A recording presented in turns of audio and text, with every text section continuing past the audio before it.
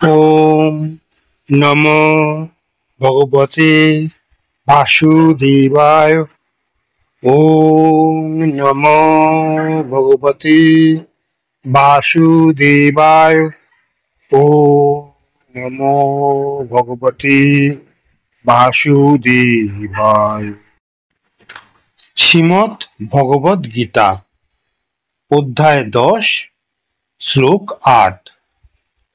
অহং সর্বস্য প্রভবঃ মত্তঃ সর্বং প্রবর্ততে ইতি মত্তা ভজন্তে মাং বোধা ভাব সমন্বিতা। বাংলা অনুবাদ: আমি সর্ব সৃষ্টির মূল উৎস। ভগবান বলছেন, ভগবান শ্রীকৃষ্ণের কথা বলছেন, আমার থেকেই সমস্ত জগৎ প্রসারিত হয়েছে। একথা যথার্থভাবে উপলব্ধি করে জ্ঞানীগণ গভীর ভক্তিভাবে আমায় সর্বদা পুজো করে। অহং সর্বস্য প্রভব, আমি সবকিছুর উৎস। আজকের ব্যস্ত জীবনে মানুষ ভাবে আমি সব করছি, আমার পরিশ্রমেই সব কিছু অর্জিত হচ্ছে। কিন্তু যদি গভীরভাবে আমরা ভাবি, বিশ্লেষণ করি, তবে আমরা বুঝতে পারি যে আমরা নিজের শরীরও নিজের তৈরি নয়।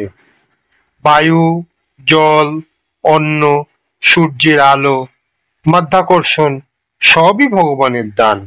এই উপলব্ধি আমাদের মধ্যে অহংকার ভাঙে আর কৃতজ্ঞতা বাড়িয়ে দেয়, অর্থাৎ আমাদের কৃতজ্ঞতা জন্মায়।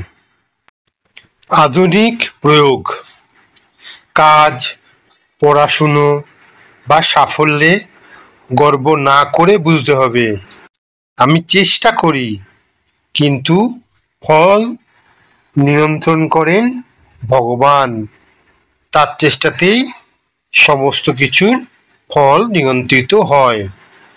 এতে মানসিক শান্তি আসে এবং ব্যর্থতাতেও হতাশা কমে যায়। মত্ত সর্বং প্রবর্ততে, অর্থাৎ শ্রীকৃষ্ণ বলছেন আমার থেকেই সব পরিচালিত হয়।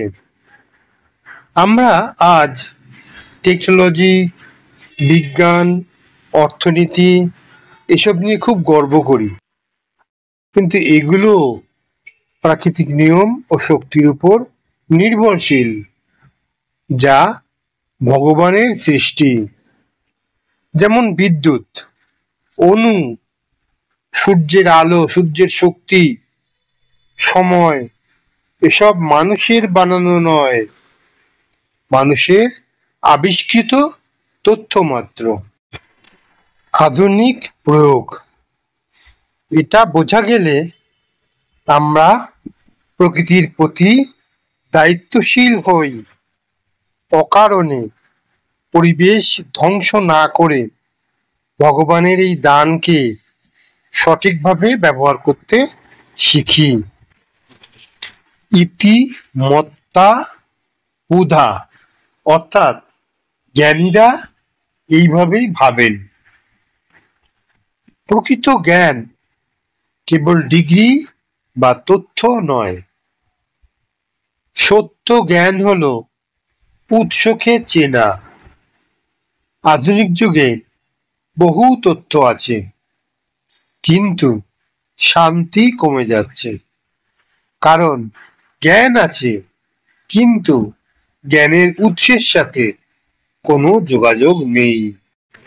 ভজন্তে মাম ভাব সমন্বিতা, মানে হচ্ছে প্রেম ভরে আমায় ভজে।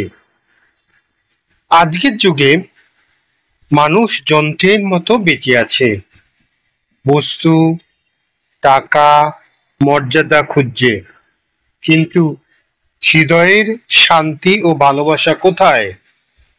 ভক্তি মানে কেবল পুজো নয়, প্রেম ও কৃতজ্ঞতা নিয়ে কাজ করা।